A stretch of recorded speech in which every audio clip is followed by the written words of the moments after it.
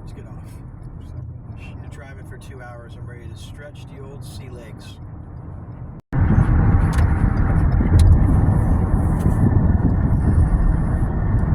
Ooh, that's a tight turn. That's what you call a hairpin turn. Look at that. Okay, folks, we got the bike back to the workshop. I have it on the bike stand. I'm going to begin the breakdown. Let's go over it real quick and then we'll talk about what we're going to do to make this restoration complete. Okay, here she is. We think this is a 1982 Hutch Pro Racer, and it's completely original down to the decals. I am on the fence as to what I'm going to do about replacing the decals on this bike because she's all original. Okay, here's another view of the other side. Here's the brake bridge. It is stamped Hutch. Bike does come with some decent parts. We are going to have to restore this bike completely. We're going to make use of this Wings logo GT seat post clamp. More than likely, I'm going to have this highly polished or chromed, and then we're going to place that on the first edition. Actually, let me say bike number 1. I have a separate video I just loaded up that you guys really need to see if you're GT fans. This is bike number 1 that came out of GT for 1980.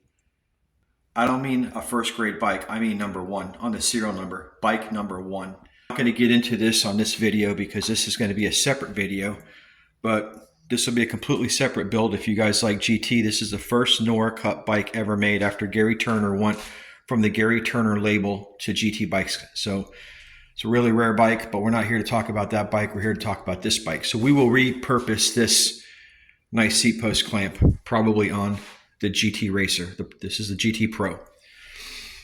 And then we will probably have something done with this. I need to paint her white. I've already got the bolts soaking right now in WD-40.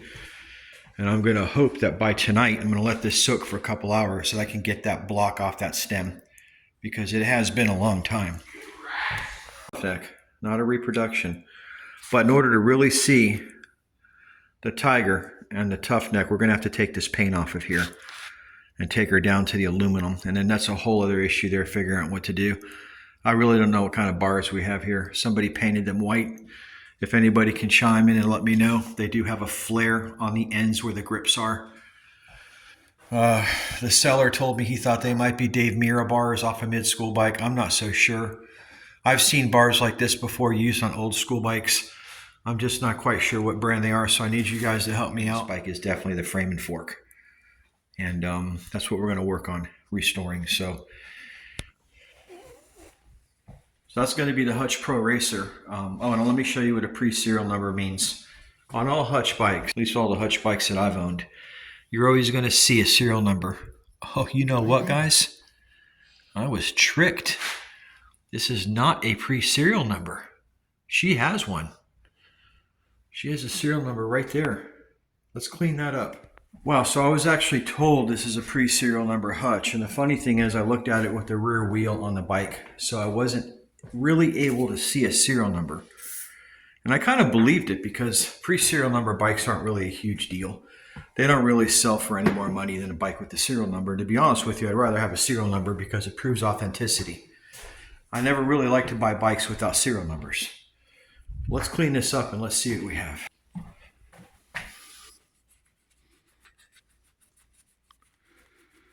All right. This is an interesting discovery. It's not often that I get deceived. Not that this seller did this deliberately. He might not have known himself.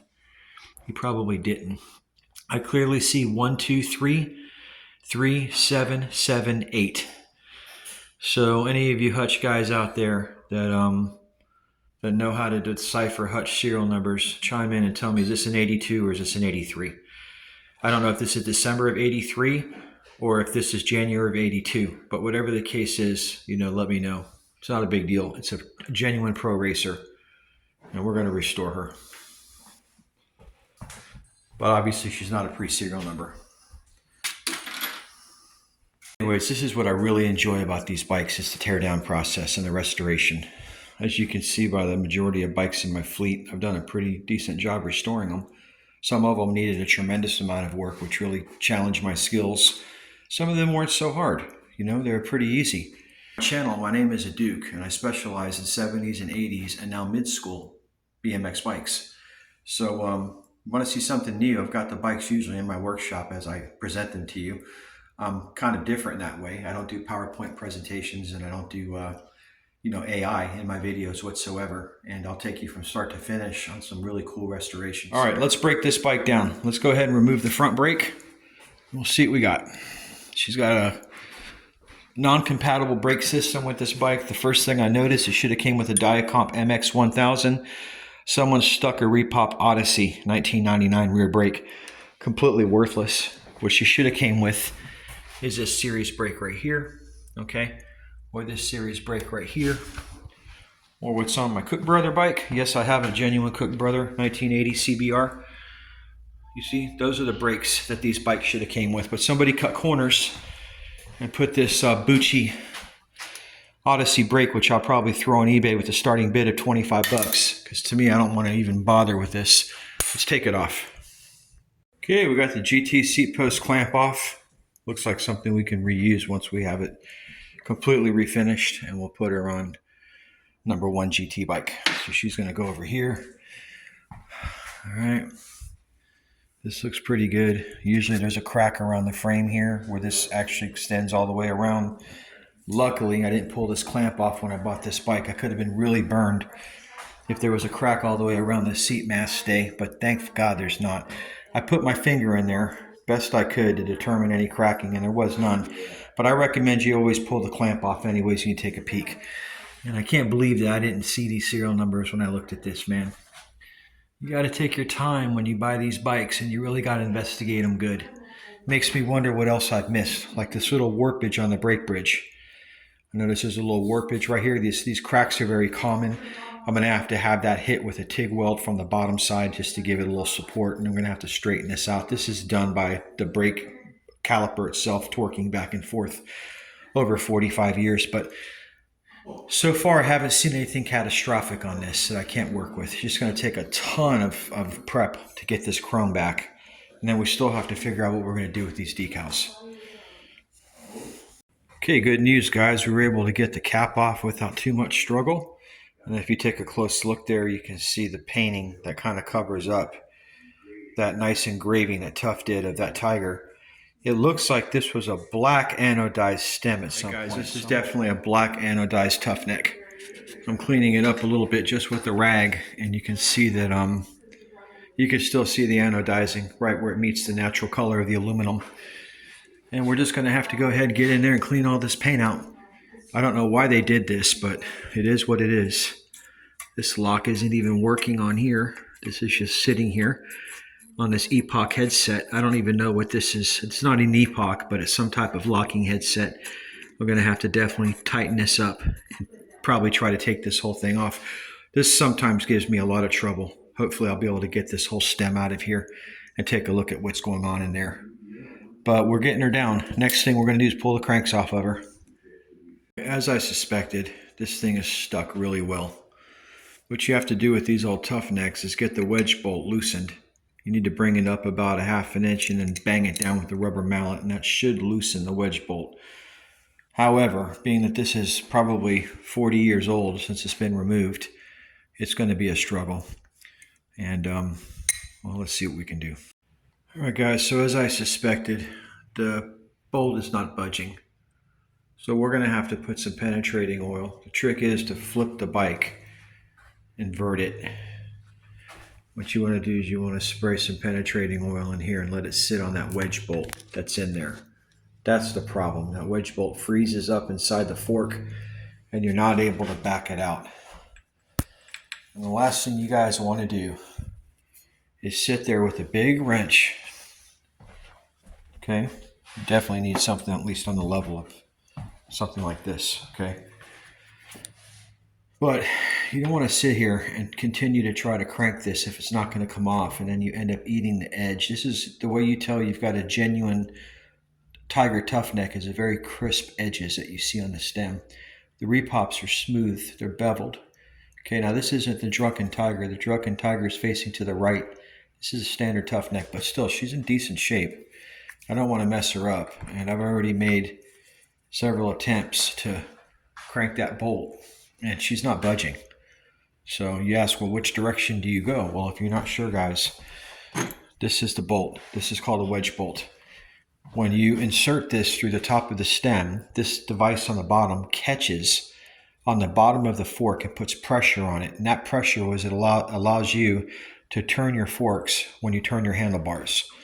Once this wedge bolt is released, you theoretically should be able to pull this entire stem assembly up. If you're not sure which direction to turn, it's always lefty-loosey, righty-tighty. Just turn it and see if the stem, the wedge is going up or down. If you turn to the left, it's going to lower the wedge, which means you're removing it. If you turn to the right, it's going to tighten the wedge. So if you have one laying around, you can check it that way. So we're going to have to hit this with some penetrating oil. And you're going to have a lot of mess, so you might want to lay down a rag on the floor because it's going to drip, or a bucket. I've got some WD-40 here. So what I'm going to do is shake it up real good. Insert the straw into the hole. All right. Get all that rust. I mean, just from hitting it, it's coming up.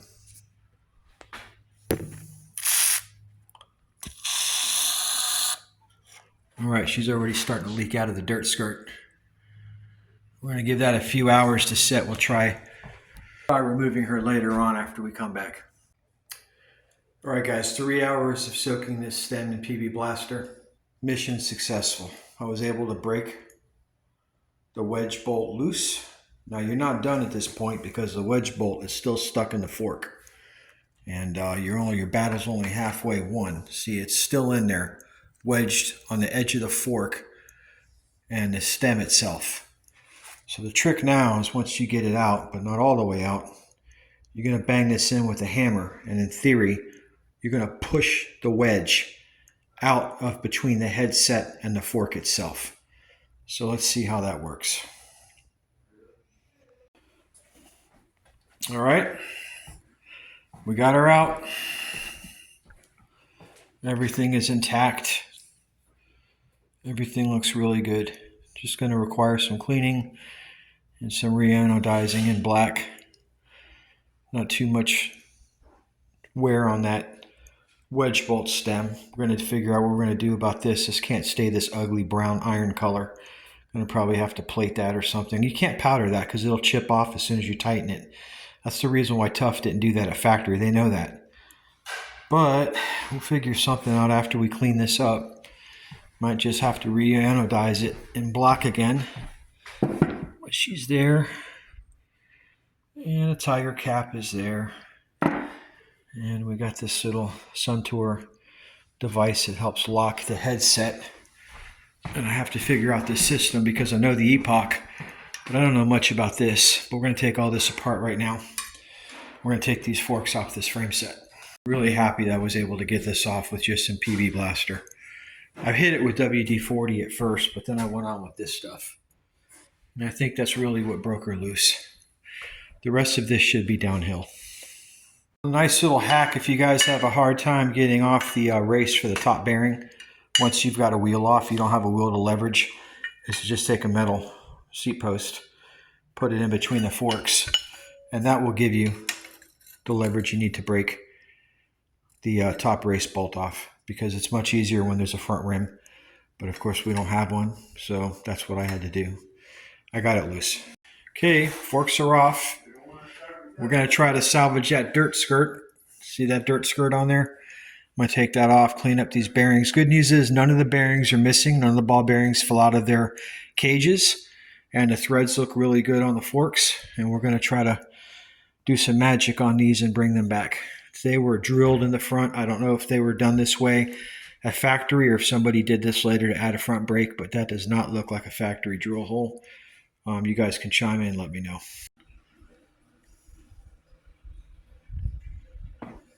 All right, let's clean these forks up. They're peppered up pretty good, and these decals are toast. This is the magic ingredient.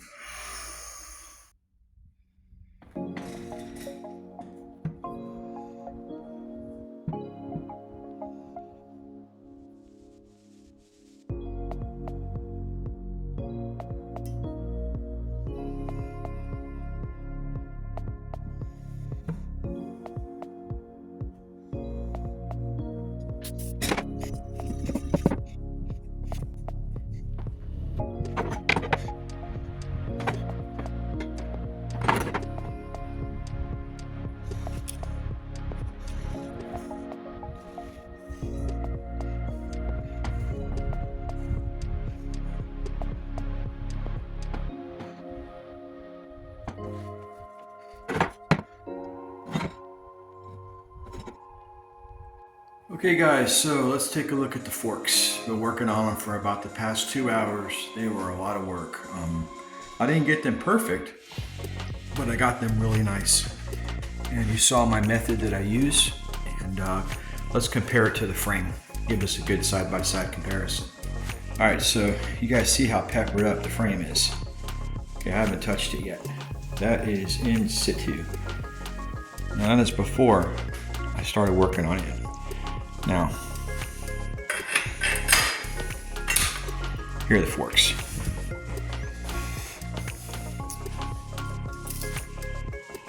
And I think they're about as good as you can get with 4-0 steel wool, a razor blade, and Blue Magic. You know, keep in mind, there is peppering on the chrome. They're not perfect, but man, you can clearly see the difference when I do a side-by-side comparison. So, with a little bit of labor, a lot of elbow grease, patience, some good music, and a cup of decaf coffee right over here, and we're gonna start on the frame, guys. I'm gonna take her down, and this is gonna take me the good part of today and maybe tomorrow. Hopefully after I have all these roached out decals scraped off, I'm not going to save them. It's not like this is a very valuable bike. It is a Pro Racer. It is an 83 Pro Racer, I believe. Look at that, guys. I'm pretty sure I interpreted that as an 83. It reads 1, 2, 3, 3, 7, 7, 8. Okay, I'm assuming that's December of 83 and it's bike 3778. I'm not sure exactly how to decipher the Hutch serial number. I'm thinking this is an 83 Pro. For some reason, I like this frame. It was made by Speed Unlimited. This was probably made by Thruster. I don't think this was the earlier model that was made by Profile. From what I'm hearing, the profiles were pre-serial number, and although I thought I was purchasing a pre-serial number bike, it turned out it has serial numbers. So it doesn't matter because I don't think there's a huge difference in value. It's a nice design. Don't get me wrong, I love loop tail race bikes. I do.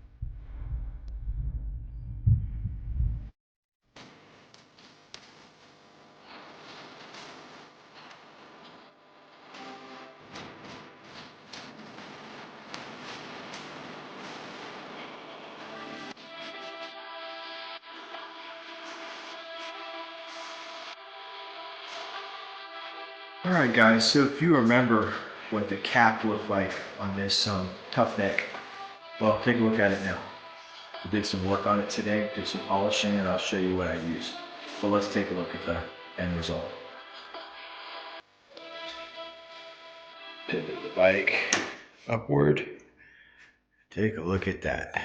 Yes, guys, after about 30 minutes of scrubbing with different degrees of sandpaper, and then hitting it with blue polish, blue magic polish, and a lot of elbow grease, I was able to achieve a really nice final result on the tough neck. So what I did here, guys, was I started with a 320 grit sandpaper. And then after that, I went to a 400. And then after the 400, I went with the 600 with WD-40. And then I really scrubbed it hard with Blue Magic and a terry cloth towel. Something very similar to this right here. Just a general purpose, terry cloth towel. And you can still see some of the white paint left inside the Tough Neck and inside the Tiger. But I like that. I think it gives it character. It embosses the Tiger, makes it pop much more, and embosses that Tough Neck brand. Got a bona fide Tough Neck. So, got a lot done so far. We've brought this chrome back as good as we can get it without having it re-chrome plated. I don't think I'm going to pay to have this bike re-chromed. I'm going to keep this in survivor condition. I'm not too displeased with the way it came out. I mean, considering the amount of work I put into it, it isn't looking too bad. Keep in mind, this is an original finish. So once it's all stickered up, I think it's going to look pretty good. And the cranks, the Sugino cranks, these CTs, they came out really nice. I got some good lubrication in there. Man, I got them spinning almost like a sealed bearing crankset. I put the Pete's Precision product sprocket back on. Let's see if we can pivot it this way a little bit. Yeah, there we go. All right. I got her back in the way she's supposed to be. Listen to that. Now guys, that's a nice rotation for a regular ball bearing bottom bracket. All right, so we're making progress. I found out that this is a Tioga, locking headset. I was familiar with the Epoch and with the Tangy. I didn't know much about this brand, but it's a simple system. This tightens over a little basket nut that actually goes in and locks in this race with a built-in nut, and then this locks down on top of that, so none of this can back out again. And in the end, we got a pretty nice product. So next stage, guys, is going to be installing the rims on this. I had some parts up here. Let me see. I had a seat post clamp. No, these are ACS. I had a Hutch donut seat post clamp, very similar to the one that I have on my Trickstar, and I was going to install that on here. Very happy with the way I was able to get this stem back. It's got the right blend of originality, and at the same time we improved it by polishing it up, and it's going to match this frame when we're done on this pro racer. Guys, we're taking this over to Orlando Powder Room. Going to get them refinished in candy red. These are an old set of Power Pro bars, and yeah, they've seen better days. And I'm going to do something with this GT seat post clamp as well. Okay, so let's head on over and let's get this restored back to its former glory.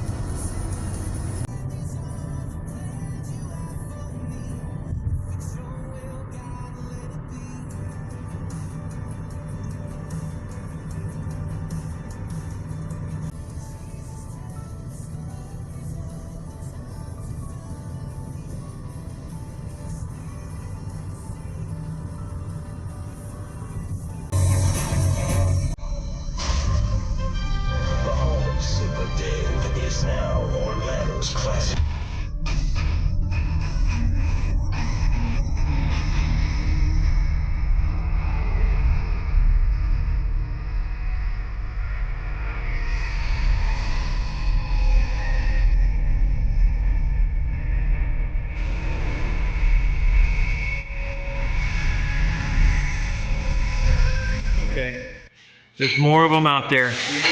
Got a couple new huppies, huh? Oh yeah, that's a customer of ours. We finished this one and we got a survivor. They wanted one of each. Man, look at that wool sewer. Oh, that's a new one? And he's doing the old bubble font on it? That's the bubble font. This is a new Craig Turner. And you're doing a lot of his bikes. Yeah, we do a whole ton of Craigs. Really cool. Beautiful. I think, Chad, that's what I want to go with my handlebars. I saw the one that you just... Pretzels? No, I want to go with that color, the candy red. Oh.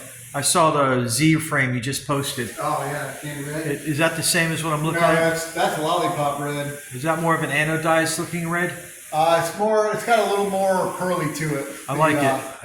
I like that actually better. Yeah, really. It's pearly red, but it's got like an anodizing color to it. Yeah. Where is it on the chart, or is it a custom color? Yeah, I don't have it on the chart. I don't have it on the chart. Candy red on the bars, and then candy blue on the clamp. And then what I'll do later, if it's possible, if I could do something with that GT so it embosses. It's going to be tough when you two stage it. Yeah, you're going to lose that for sure. Is there anything I would single stage this, and I would probably polish the front and leave this blue, so the logo will be blue, this will be blue, and the top will be blue. Can you do all that? Of course. Let's do it. Okay. And then we'll take these old Powerlite Pro bars. Do you think these grips are worth anything, or are they trash? Trash. We'll cut those off. It'll either say Pro or Expert on here. I don't know what they are, but they're big and I like them. They're almost like a cruiser bar size. Hold those up and you'll see. They're good. Yeah, these are big boys. Yeah, they're a nice spray. Hey guys, we're back from dropping off the bars and the seat post clamp to Chad at Orlando Powder, and he hooked me up. Man, the guy hooked me up with a really, really rare Hutch decal and some nice nuts for my axles. Check it out. So, thank you, Chad. I got a genuine Hutch Pro Star decal for the down tube. And I got some really nice axle nuts in anodized blue. And I got a nice set of AME grips for the bars that are going to go on this bike, which I told you guys are the Powerlite Pro bars, you know, with the curves on the ends. I think this is going to look amazing, and we're going to do a candy red on those bars. I can't wait to get them. It's going to be a while. This video is going to take about a month to put together, so I hope you stay tuned and watch the entire video, because I'm going to a lot of work to put this whole thing together. The editing and the filming and the parts, it's going to be a project when it's done. Okay guys, we mounted the Araya 7X and show chrome. I think this is going to be a great start to our build. Of course, we've got some TNT revolver hubs and some titanium spokes. This is a really, really nice set of wheels to complement this build. Got the diamond dice. And yeah, the MCS axle nuts, courtesy of my boy Chad over at Orlando Powder Room. And man, I really like the way they turn with those Derringer hubs. Okay guys, we took the cranks off the frame, as I said I would, and we installed the new Hutch Pro Star decal. Came out really nice. Lined that thing up laser straight. And yep, got the old cranks down there, shelved them. If anybody is interested in this crank set, let me know. If not, I'll try to reuse it on another bike. Got some seats too. Probably going to use this Dominator. Got a mid-school drop nose GT. Do not really have a need for that. So guys, this is going to conclude video 1 of the 1983 Hutch Pro Star. And don't forget to keep an eye out for video number 2. That will load up probably within 1 to 2 weeks as the parts arrive. Hope you enjoyed this video. Don't forget to like or subscribe. If you're new to my channel, my name's The Duke, and I specialize in 70s and 80s old school BMX bikes. Thanks again for watching.